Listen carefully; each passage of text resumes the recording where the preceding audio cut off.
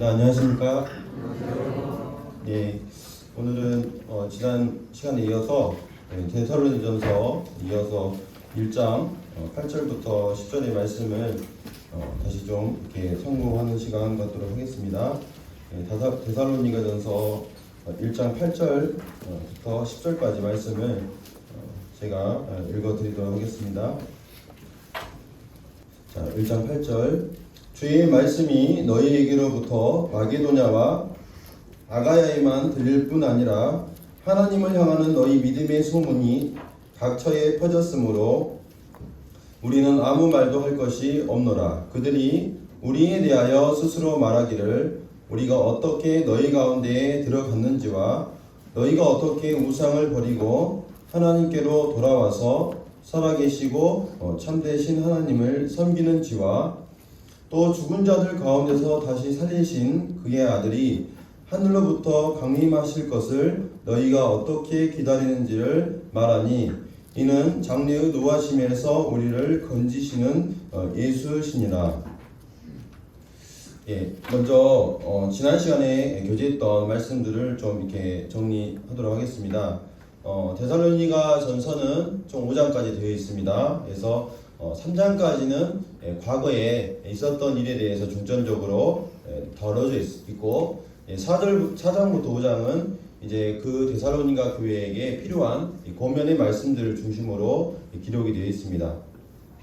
그래서 1장부터 이제 5장까지 내용 중에 지금 오늘까지 해서 1장을 이렇게 마무리하려고 하고 있습니다. 지난 시간에는 이 1장의 중반부의 내용을 이렇게 살펴봤었는데, 사도 바울이 이 디모데를 통해서 데살로니가 성도들이 어떻게 신앙생활을 하고 있는지에 대해서 듣게 되었습니다.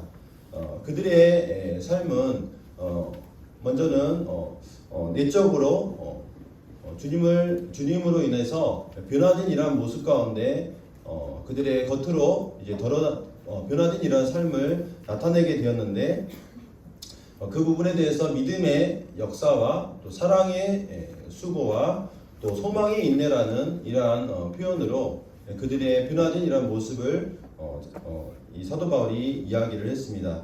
그래서 이와 같이 변화된 이러한 모습 가운데 있는 데살로니가 성도들을 생각할 때 정말 얼마 양육하지 못하고 떠나간 이 사도 바울은 하나님 앞에 굉장한 이 감사의 마음을 이렇게 표현하면서 그들을 격려하는 이러한 내용들이 기록이 되어 있고, 그리고 이제 이 환난 가운데 있었던 그들의 삶 가운데 그럼에도 불구하고 성령의 기쁨으로 말씀을 받아 또 사도 바울 일행과 또 주님을 본받는 이런 아름다운 모습을 인하여서 감사하는 이런 내용들이 나와 있고, 지난 시간에는 이제 8절 전반부까지 그들 가운데 이제 들려졌던 이 복음이 계속해서 다른 지역에까지 전파되었던 이런 내용들을 함께 이렇게 살펴보았습니다. 오늘은 이제 8절 이 후반부 부분부터 10절 마지막까지 있는 그들이 정말 그런 어떠한 믿음의 소문이 있었는지 이 내용에 대해서 살펴보고 줄이도록 하겠습니다. 먼저 8절 말씀을 제가 다시 한번 읽도록 하겠습니다. 주의 말씀이 너희에게로부터 마게도냐와 아가야에만 들릴 뿐 아니라 하나님을 향하는 너희 믿음의 소문이 각처에 퍼졌으므로 우리는 아무 말도 할 것이 없노라. 이 데살로니가 교회는 사도 바울 일행으로부터 복음을 들었고, 그 복음으로 인하여서 그들은 변화된 이러한 삶 가운데 나아가게 되었습니다. 그런데 이 데살로니가는 교회는 자신들이 들었던 이 복음의 놀라운 메시지를 자기들만 듣고 자기들만 구원받고 멈췄던 교회가 아니었고, 이 데살로니가 교회는 그 주변에 넓은 지역인 이 마게도냐와 또 그 아래의 넓은 지역이었던 아가야 지역까지 그 하나님의 말씀을 전파하는 이러한 교회였다는 것을 이렇게 성경은 이렇게 말하고 있습니다. 그래서 마치 흐르는 물이 고여있지 않고 계속해서 이 다른 곳으로 흘러나갈 때 깨끗한 이러한 물이 유지되는 것처럼 이 데살로니가 교회는 전에 받았던 그 복음의 메시지를 자기들만이 가지고 있는 것이 아니라 계속해서 다른 지역에 살고 있던 사람들을 만날 때, 또 그들이 여행을 갔을 때 그들에게 직접적으로 이 복음의 메시지를 전파하는 데 힘썼던 이러한 교회라는 것을 이 8절의 전반부에서 말하고 있습니다. 그런데 이 사도 바울은 이 주의 말씀이 너희에게로부터 마게도냐와 아가야에만 들릴 뿐 아니라, 그것뿐만 아니라 너희들에게 또 칭찬할 것이 있는데, 그것은 하나님을 향한 너희 믿음의 소문이 각처에 퍼졌다라고 말하고 있다는 것입니다. 이 하나님을 향한 너희 믿음의 소문이 각처에 퍼졌다. 이 주의 말씀이 마게도냐 아가야에게 전파했던 이 모습과 하나님을 향한 너희 믿음의 소문이 각처에 퍼졌다라는 이 두 부분은 이 데살로니가 교회가 어떤 식으로 복음을 증거하는 일을 감당했는지 말해주고 있습니다. 단순히 하나님의 말씀을 전파하는 복음의 메시지를 선명하게 증거하는 이 일에만 힘썼던 것이 아니고, 이 하나님을 향한 너희 믿음의 소문이 퍼질 수 있도록 하였다는 것입니다. 아마 이 주의 말씀은 데살로니가 교회의 성도들이 직접적으로 전하는 이러한 일들을 감당했을 것입니다.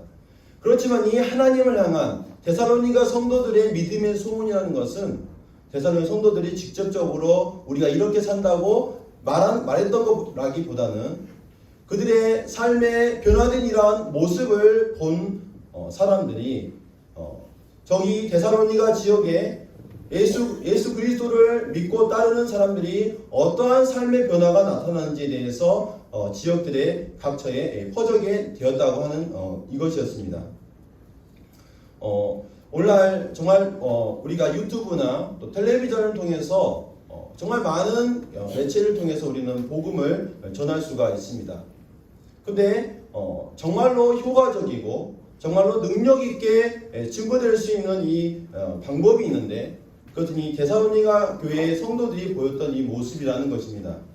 그들은 그들의 변화된 삶의 간증이 바로 정말 효과적이고 능력 있게 믿지 않은 자들의 마음 가운데, 어떻게 저들은 그런 어려움 가운데 있으면서도 저와 같이 기쁨 가운데 살 수가 있는가?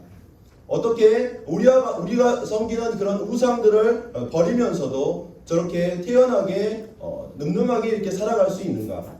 이러한 모습들을 보게 될 때 정말 주변의 사람들, 마게도냐와 아가야에만 들릴 뿐 아니라 더 먼 지역 각처에 퍼졌다고 지금 이 8절에서는 말하고 있는 것입니다.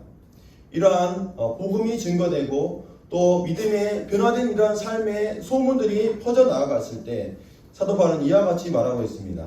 우리는 아무 말도 할 것이 없노라. 이 말은 정말 사도 바울이 데살로니가 성도들에게 할 말이 없다 라고 이렇게 말하기보다는 정말로 그들의 이러한 복음을 전하는, 또 그들의 선한 이 간증의 삶들이 증거되는 이러한 모습을 볼 때 데살로니가 성도들을 향해서 정말로 훌륭하고 뭐라고 이렇게 더 얘기해 줄 것이 없다고 하는 이와 같은 칭찬의 말이 된다는 것입니다. 그래서 이 부분을 하고 있는데, 그렇다면 이 하나님을 향한 그들이 가졌던 믿음의 소문이 과연 무엇이었는가? 그것은 바로 이제 9절의 말씀에서부터 10절의 말씀에 나와 있습니다. 이제 이 부분들을 이렇게 하나하나 좀 살펴보도록 하겠습니다. 먼저 이 9절 말씀을 제가 읽도록 하겠습니다.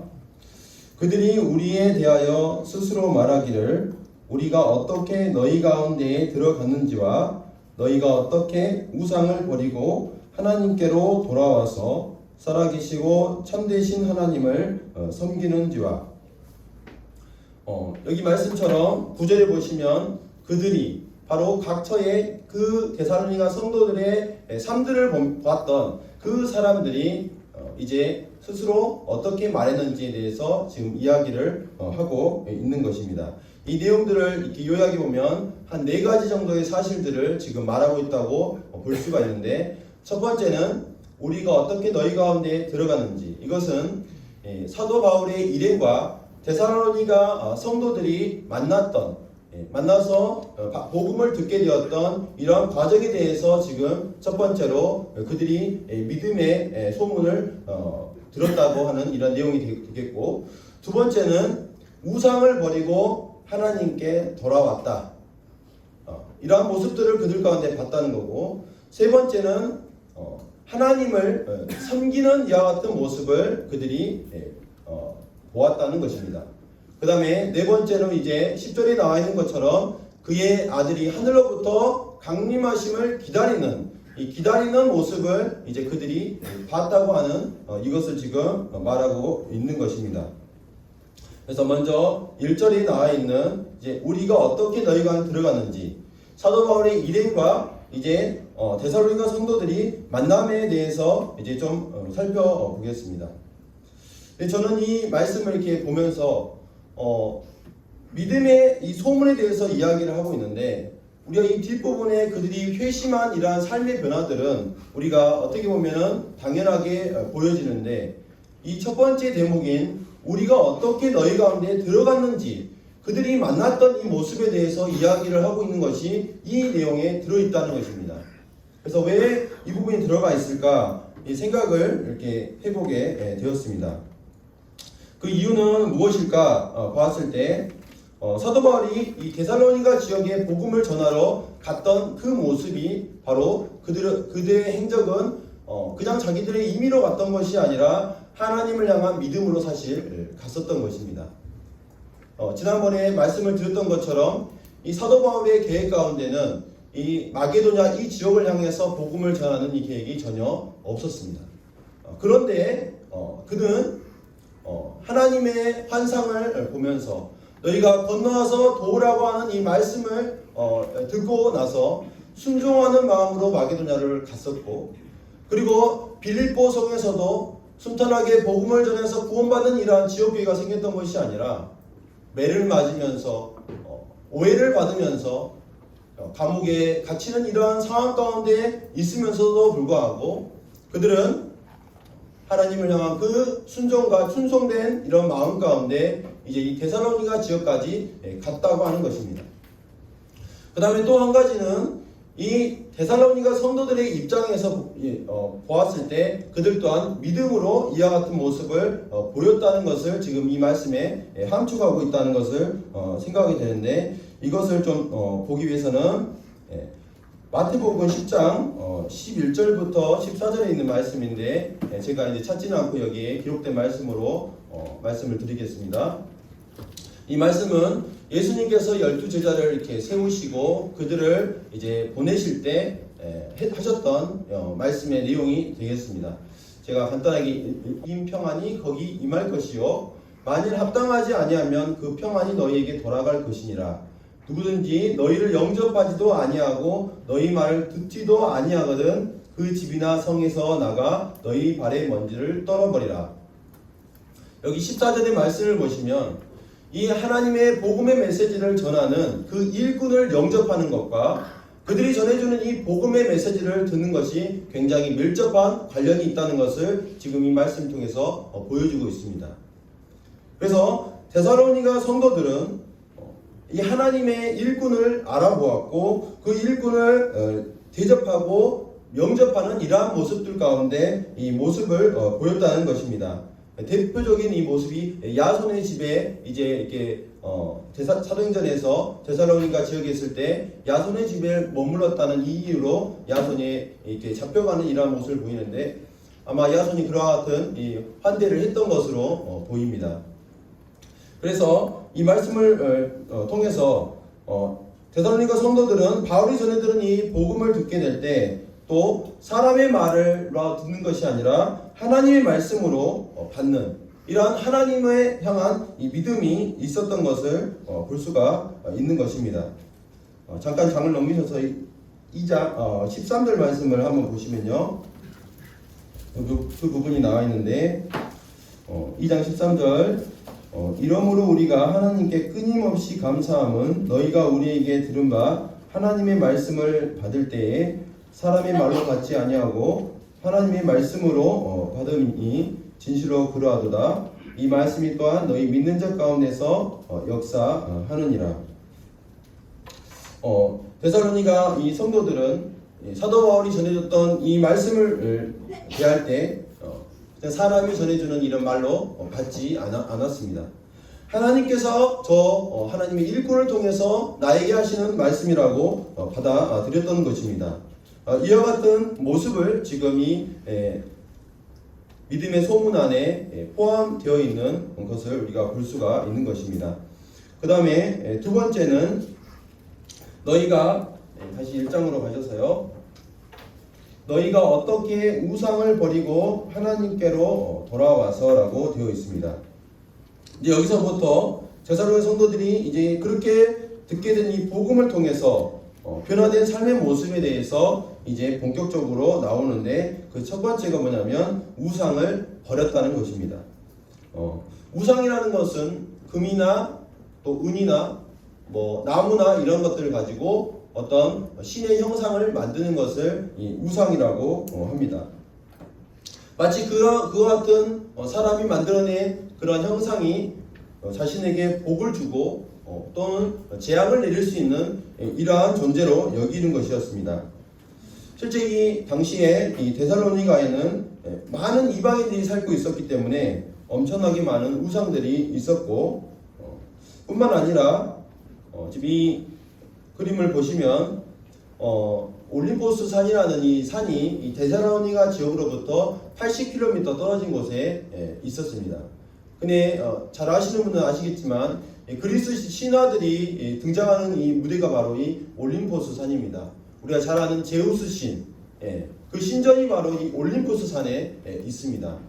그래서 굉장히 가까운 곳에 이와 같은 그리스 신들을 섬기고 또 그들에게 제사를 드리는 이와 같은 장소가 있었기 때문에 이제 이 데살로니가 지역은 우상의 영향을 굉장히 많이 받았던 것입니다.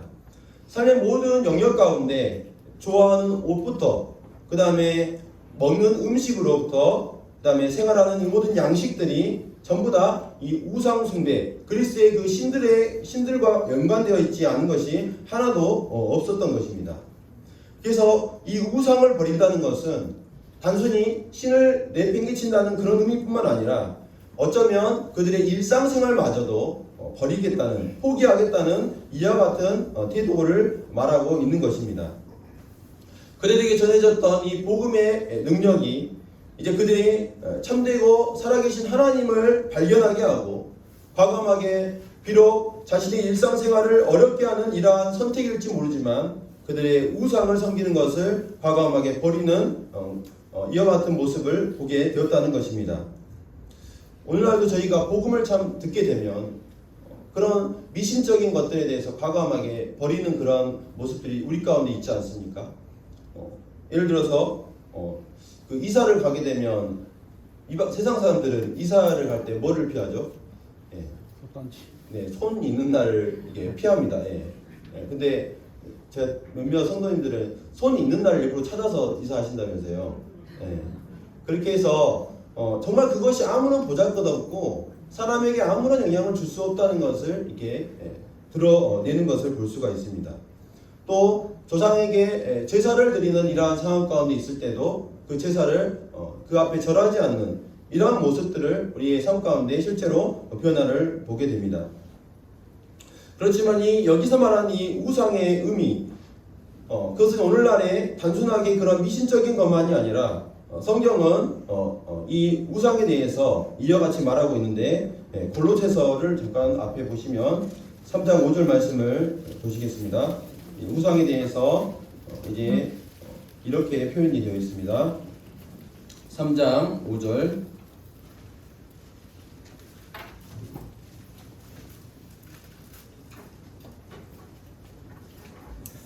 그러므로 땅에 있는 지체를 죽이라. 곧 음란과 부정과 사욕과 악한 정욕과 탐심이니 탐심은 우상 숭배니라.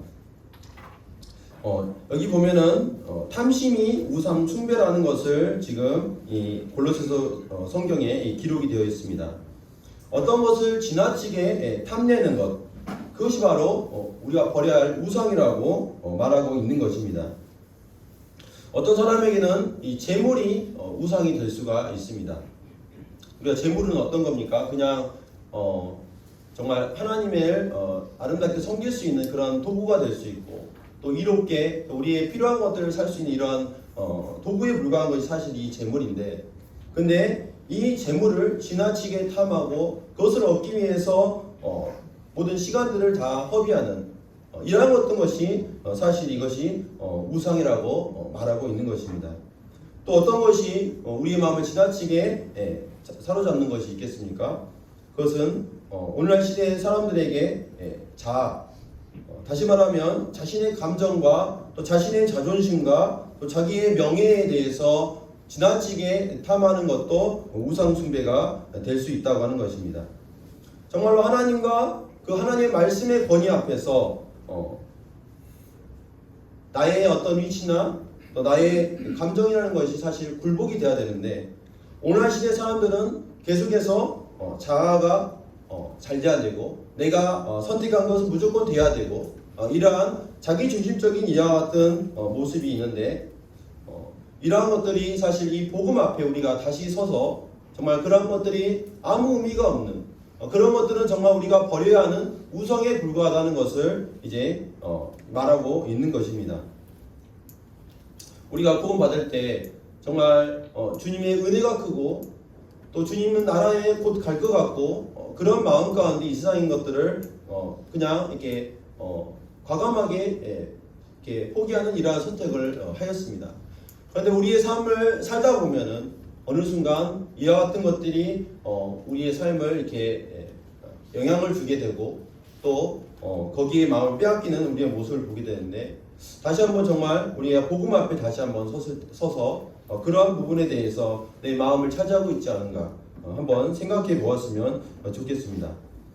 그 다음에 이제 이 믿음의 이 소문에 대해서 말하고 있는 내용 가운데, 이 데살로니가 성도들은 우상을 버리고 다시 말해 우상과 분리된 이와 같은 삶에서 끝나지 않았습니다.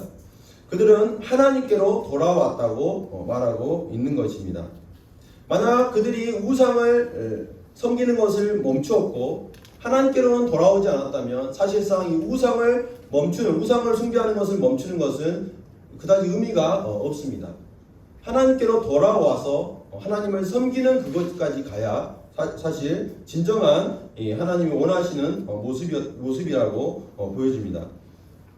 그런데 이 말씀을 보면 하나님께로 돌아와서 하나님을 섬겼다라고 말하고 있는데, 이 하나님에 대해서 어떤 표현을 쓰고 있냐면 살아계시고 참되신 하나님이라고 말하고 있습니다. 살아계시고 참되신 하나님을 그들이 섬겼다. 성경에는 많은 이 하나님께서 살아계시다라는 것을 말하고 있습니다. 이 말씀들 제가 많이 있는데 찾아보았을 때 시몬 베드로가 예수님을 향해서 신앙 고백을 할 때 이와 같이 말했습니다. 주는 살아계신 하나님의 아들이시라고, 살아계신 하나님이라고, 그분의 아들이라고 말하고 있고, 그 다음에 사도 바울이 이제 루스라에 갔을 때 우상을 버리고 살아계신 하나님께로 돌아오게 하기 위해서 내가 지금 이 복음을 전하고 있다고 말하고 있습니다.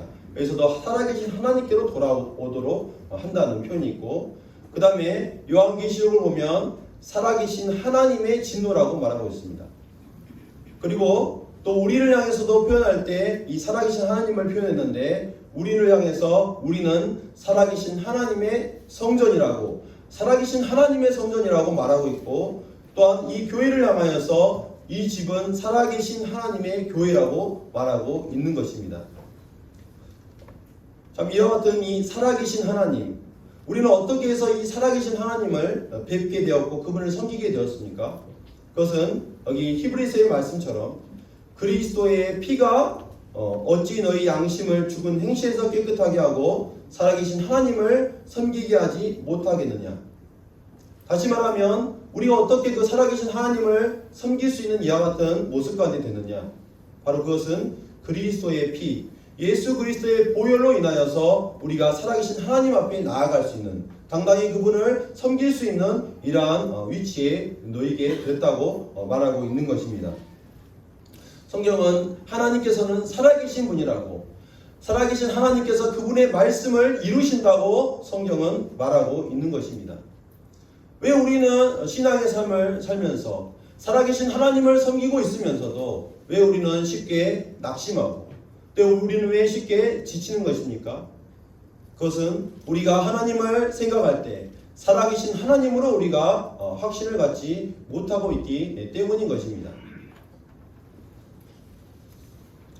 그 다음에 이 말씀을 보게 되면 참되신 하나님이라고 말하고 있습니다. 이 참되다라는 말의 뜻은 진실하다는 뜻입니다. 진실하다.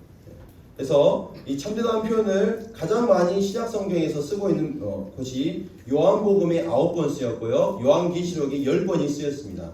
요한복음은 대체적으로 예수님을 믿을 수 있도록, 그래서 영생을 얻는 이러한 기록의 의도가 갖고 있고, 요한계시록은 장차 이루어질 일에 대해서 말하고 있는 이러한 부분들이 요한계시록인데, 이 두 신약 성경에 참 하나님에 대해서 많이 기록이 되어 있습니다. 우리가 잘 아는 요한복음 17장 3절에 보시면 영생은 곧 유일하신 참 하나님이라, 하나님을 아는 것이라고 말하고 있습니다.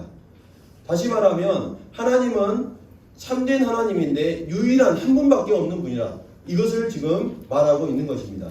세상에 많은 신들이 있지만, 아마 이 데살로니가 성도들에게도 수많은 주변의 우상들이 있지만, 그들이 눈을 가지고 있지만 볼 수 없고, 그들이 귀를 가지고 있지만 들을 수 없는, 그들이 손을 가지고 있지만 아무런 능력을 행사할 수 없는, 그들이 코를 가지고 있지만 결국 숨쉬어 움직일 수 없는 이러한 존재가 우상에 불과하지만, 이 하나님은 바로 참 하나님으로서 유일하신 그 하나님이라고 말하고 있는 것입니다.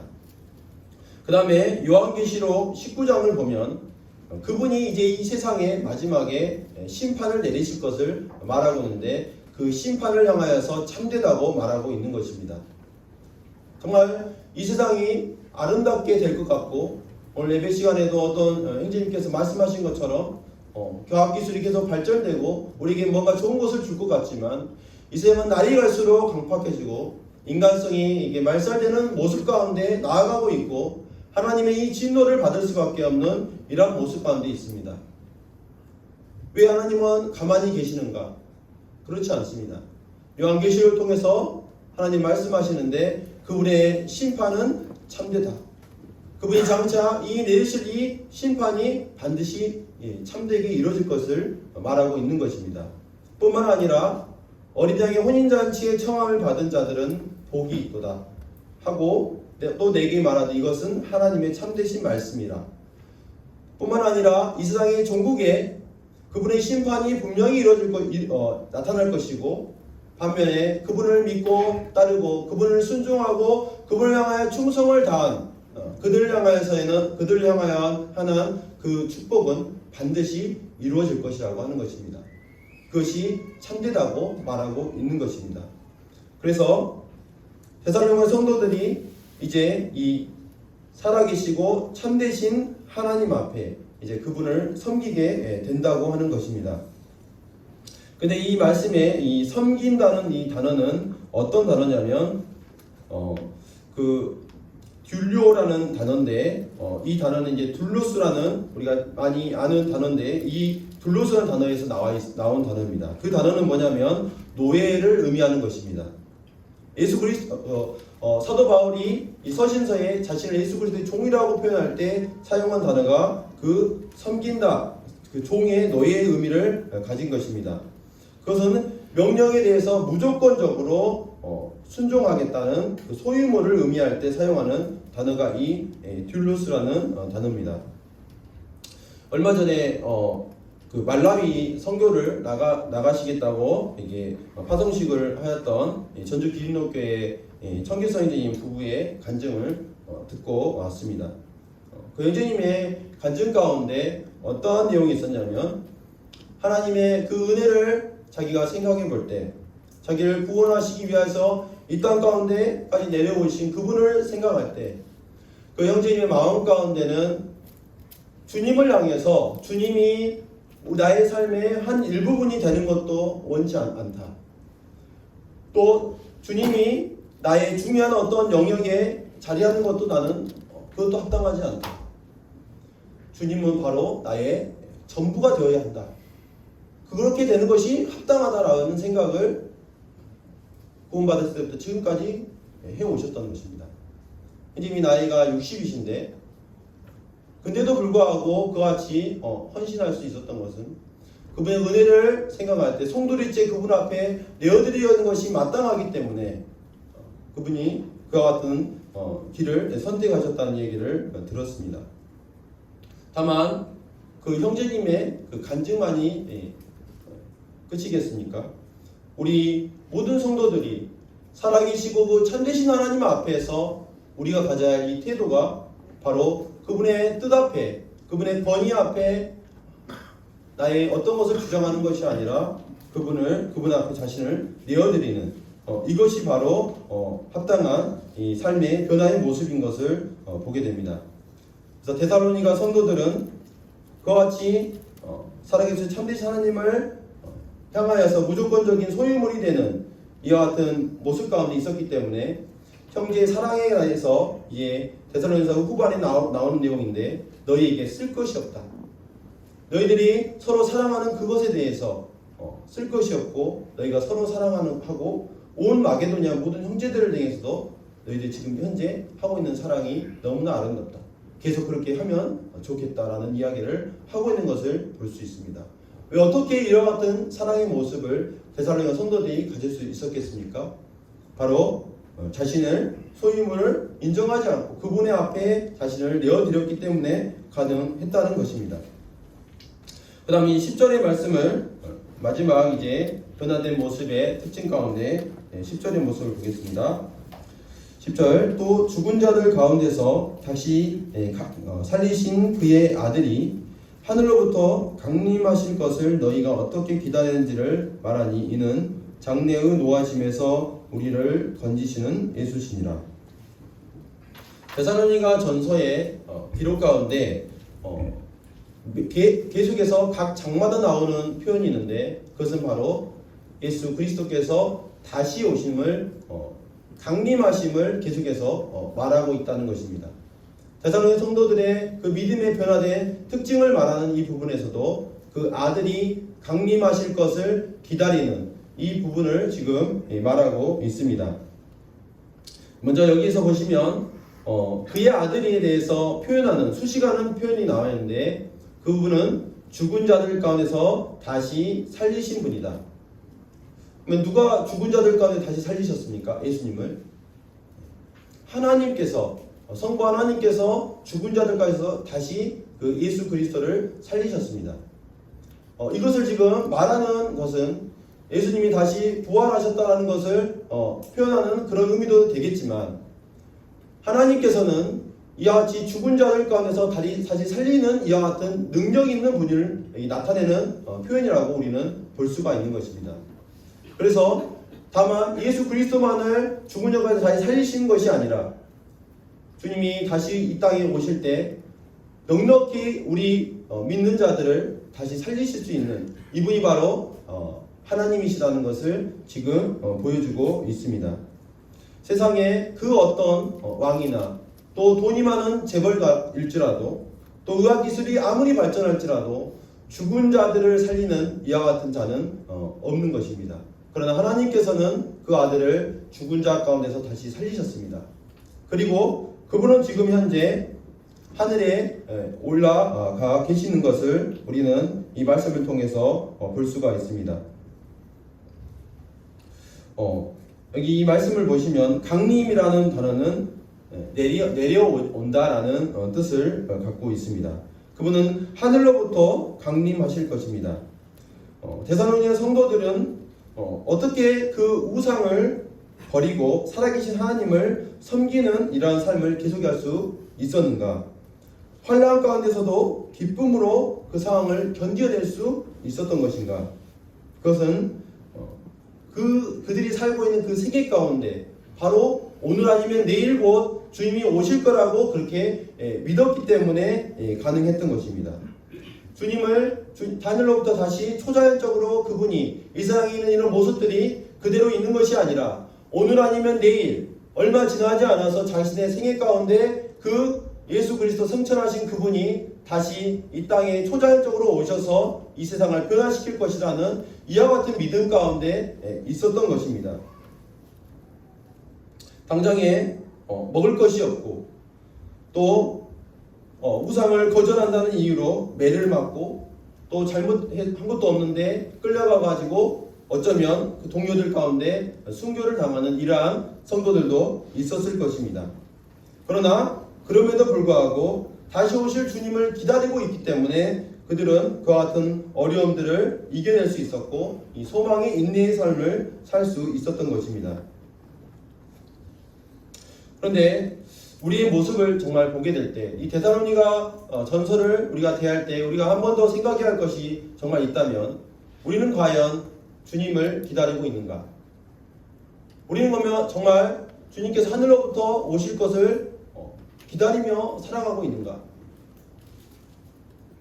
저희 자신을 이렇게 생각해 보았을 때 왜 나는 주님의 오심을 기다리는 것이 이렇게 학수고대하며 주님이 곧 오실 것을 생각하지 못하고 살까 생각을 해볼 때 뭐가 있냐면 제 안에 이 세상을 사랑하는 이 땅의 세상이 너무나 안락하고 좋은 것들이 많다고 여기는 이런 마음이 제 마음 가운데 있기 때문에 주님을 기다리지 않는 것을 보게 되었습니다. 그렇기 때문에 주님을 기다리지 않기 때문에 주님을 섬기면서 당하는 어떤 어려움이 생기고 나에게 당장에 어떤 손해가 생겼을 때 그것을 참지 못하는 이러한 모습 가운데 있는 것을 보게 됩니다. 데살로니가 성도들 아시다시피 이 주님의 재림에 대해서 혼돈이 있었습니다. 정확히 정립이 되지 않은 이러한 상황 가운데 있었습니다. 그럼에도 불구하고 주님이 오신다는 그 기다림만큼은 분명했습니다.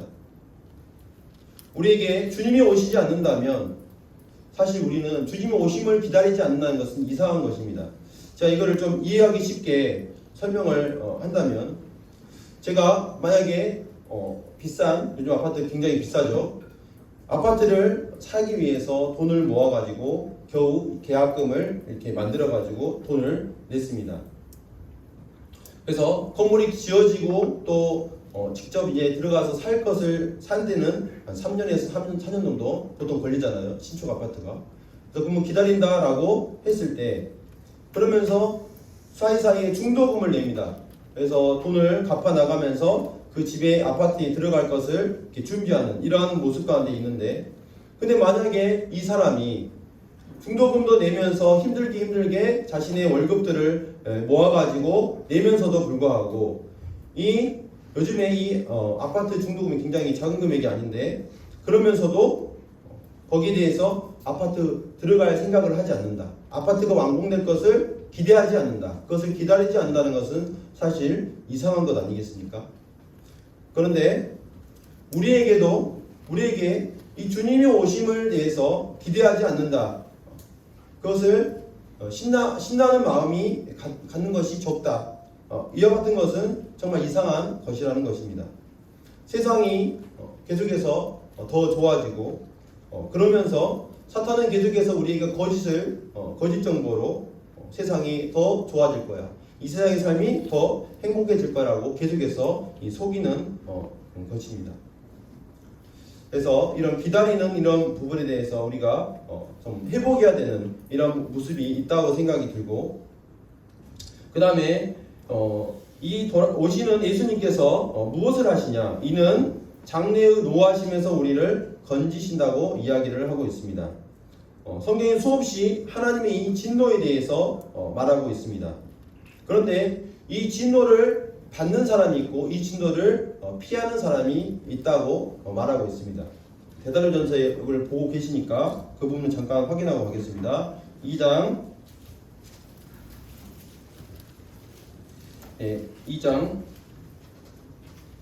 16절 말씀을 보시면 그 진노를 받는 사람에 대해서 나와 있습니다. 16절 우리가 이방인에게 말하여 구원받게 함을 그들이 금하여 자기 죄를 항상 채우매 노하심이 끝까지 그들에게 임하느니라. 여기 그들은 유대인들을 표현하고 있습니다. 그래서 여기 16절 말씀에 끝까지 우리 주님을 배척하고 또 믿는 자들을 방해하는 그들을 향하여서 그들은 반드시 하나님의 이 노하심, 진노를 받을 수밖에 없다고 말하는 것입니다. 근데 반면에 우리 믿는 자들을 향하여서는 어떻게 말하고 있냐면 5장 9절 오늘 감사 예배 드릴 때 하나님께서 이 말씀으로 감사드리셨는데 5장 9절을 보시면 하나님이 우리를 세우심은, 여기 우리는 믿는 성도들, 사도 바울을 비롯한 데살로니가 성도들을 말하고 있는 것입니다. 하나님이 우리를 세우심은 노하심에 이르게 하심이 아니요 오직 우리 주 예수 그리스도로 말미암아 구원을 받게 하심이라. 여기 말씀처럼 믿는 성도들은 이 노하심을 받는 것이 아니라 그 노하심에서 건짐을 받는, 구원을 받는다고 말하고 있습니다. 근데 그 구원을 받을 수 있는 그 이유가 뭐라고 되어 있습니까? 오직 우리 주 예수 그리스도로 말미암아 가능하다고 말하고 있습니다. 우리 어떠함으로 그 같은 노하심을 피했던 것이 아니라 바로 우리 주 예수 그리스도께서 이루신 그 사역으로 그분 때문에 가능하다고 지금 말하고 있는 것입니다. 시간이 이렇게 많이 지나서 말씀을 정리하도록 하겠습니다. 데살로니가 성도들의 하나님을 향한 믿음의 소문에 대해서 생각해 보았습니다. 데살로니가 교회 성도들은 말만, 복음으로만 사람들에게 복음을 전했던 것이 아니라 정말 영향력이 있었던 것이 뭐였냐면 그들이 변화된 삶으로 도전을 주었다고, 이것이 퍼져나갔다고 말하고 있습니다. 그리고 그들의 이러한 삶의 변화의 모습을 구체적으로 우상을 떠나 살아계신 하나님 앞에 나아가게 되었고, 우상을 떠날 뿐만 아니라 그 하나님을 섬기는, 이와 같은 섬기는 모습이 그들 가운데 있었습니다. 그리고 그들이 섬기는 이 삶의 끝에는 그들은 예수 그리스도를 만나게 되는 그 기다림 가운데 그들은 살았던 것입니다. 그렇기 때문에 그들의 놀라운 이 삶의 모습을 이제 주변 사람에게 영향력 끼치는 이와 같은 모습을 보게 되었던 것입니다. 1장을 여기까지 해서 마치고 다음 시간에는 이제 데살로니가서 2장의 내용은 이제 데살로니가 교회가 아니라 사도 바울을 이제 초점을 맞춰서 2장에 그들이 어떠한 동기와 어떠한 사역의 모습을 가졌는지 이제 나와 있는데 그 부분을